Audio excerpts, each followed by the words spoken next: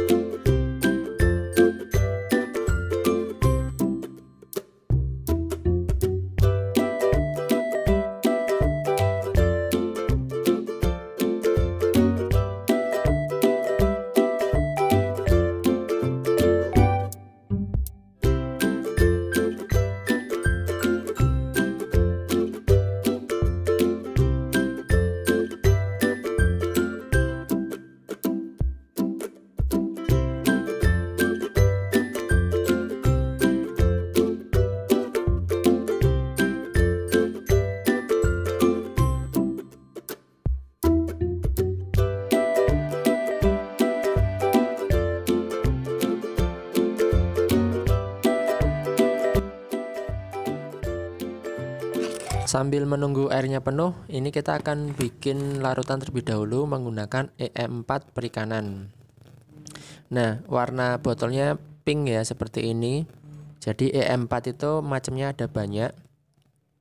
Ini kandungan utamanya adalah bakteri, ada 2 bakteri di sini. Ini ya. Jadi fungsinya sangat bagus untuk air dan juga untuk ikan juga. Nah, manfaatnya ini banyak, memperbaiki mutu air dan lain sebagainya. Kemudian aturan pakainya juga sudah ada ya. Jadi di sini mudah lengkap. Nah, kalau untuk EM4 pertanian itu seperti ini. Jadi selain komposisinya ada bakteri, dia juga ada kandungan hara-haranya. Jadi saya rasa kalau yang EM4 pertanian diberikan ke EM4 perikanan agak kurang pas. Dan ini nanti EM4-nya kita campur dengan air 1 gelas seperti ini dengan menggunakan EM4 sekitar setengah tutup ya. Nah, nanti kita wadahi botol seperti ini juga bisa, karena kita membutuhkannya sebenarnya cuma sedikit. Jadi fungsinya ada 2, yaitu untuk pembibisan pakan. Nanti ini pakan ini kita campur dengan larutan yang kita bikin tadi, dan juga untuk mencampur di air pada embernya ya. Oke, caranya mudah. Jadi air ini kita campur.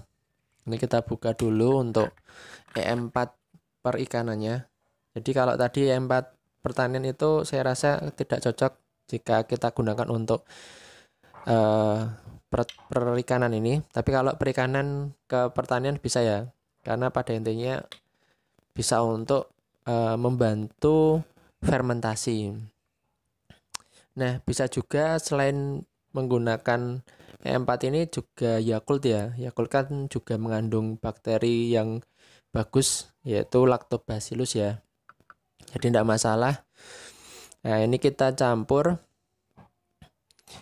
karena kita menggunakan ember ya. Jadi pakan yang akan kita gunakan juga sedikit.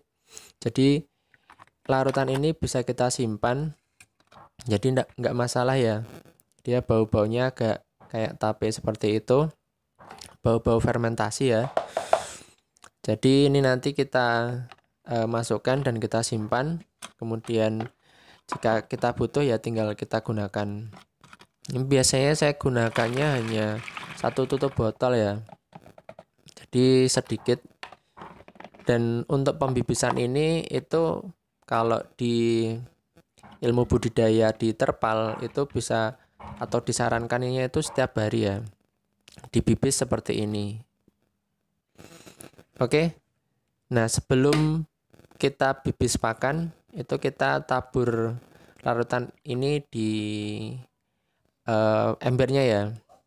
Jadi ini fungsinya untuk membantu menjaga mutu air untuk ikan. Jadi insya Allah ikan tidak mudah stres dan mikroba yang ada dalam air ini juga membantu untuk ikan itu tidak terserang jamur juga. Oke.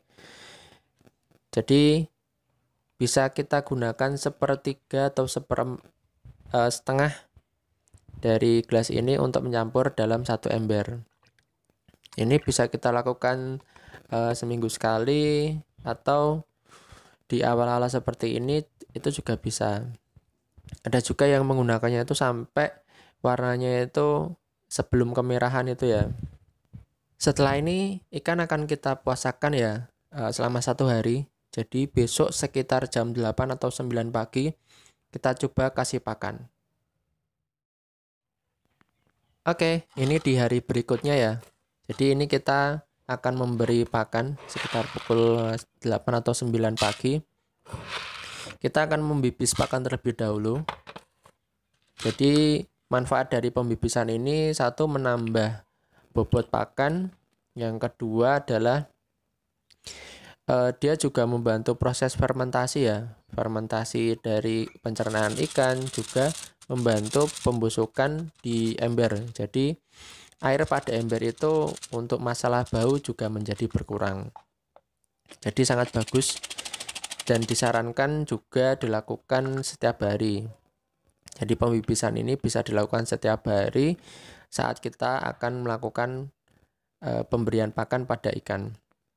Dan ini kita diamkan 15 menit ya. Oke.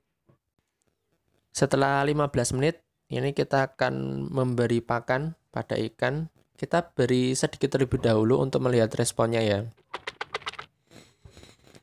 Oke, kita lihat responnya apakah sudah ada. Masih belum ya. Jadi jangan khawatir saat ikan itu belum ada respon seperti ini. Jadi kita beri pakan sedikit terlebih dahulu. Kita amati, kalau ada pergerakan kita tambah sedikit dulu aja. Nah, ini saya rasa sudah ada pergerakan sedikit. Oke, tips selanjutnya adalah berilah pakan itu pertama sesuai pada ukuran. Jadi kalau ukuran lelenya masih kecil ya pakannya itu kecil. Kalau sudah besar pakannya bisa ganti yang besar. Memang saat pergantian pakan itu ikan juga kadang agak bingung. Jadi responnya tidak langsung bagus ya. Kemudian untuk waktu pemberian pakan itu sebisa mungkin rutin pada jam-jam itu. Jadi bisa pada jam paginya itu sekitar jam 8 atau 9 pada waktu ada cahaya matahari. Itu juga untuk ikan menjadi mau berjemur. Dan di sore hari. Nah, ini di sore harinya itu bisa diberi pakan sekitar pukul 15 atau 16 ya. Yaitu jam 3 atau jam 4 sore. Oke, alhamdulillah ya. Ini ikan sudah terlihat responnya bagus. Jadi pakan yang kita berikan langsung direspon dimakan dengan baik ya. Nah, ini kita beri pakan sampai kondisi respon ikan itu berkurang. Jadi nanti akan terlihat ada sisa, itu tidak apa-apa, tapi jangan terlalu banyak. Jadi kita berikan pakan rutin dari kalau pagi jam 8, sekitar jam 8 jam 9, kalau sore sekitar jam 3 atau jam 4-an ya. Jadi insya Allah itu akan menjaga nafsu makan ikan. Ini beda hal dengan meningkatkan nafsu ya. Istilahnya biar ikan itu lebih dokoh, itu beda cara lagi. Itu ada yang menggunakan jamu, ada yang menggunakan lain sebagainya ya. Jadi ini kita lebih mengarah ke menjaga agar ikan itu nafsu makannya itu stabil. Nah, ini alhamdulillah kondisinya sudah membaik. Jadi itu tadi ya beberapa tipsnya, dari mulai menguras, kemudian memberi campuran larutan, kemudian memberi pakan di bibis, kemudian memberi pakan secara rutin dengan jam-jam yang sesuai. Oke, ini kita coba cek lagi di hari berikutnya. Apakah responnya masih bagus? Nah, ini ya. Alhamdulillah kondisinya respon ikan nafsu makan sudah kembali lagi. Jadi sangat mudah ya. Untuk proses yang pertama tadi mengganti air itu tidak wajib. Tapi yang wajib adalah dipuasakan selama 1 hari, memberi larutan tadi, kemudian pembibisan pakan, kemudian melakukan pemberian pakan itu secara rutin pada jam-jam yang sesuai.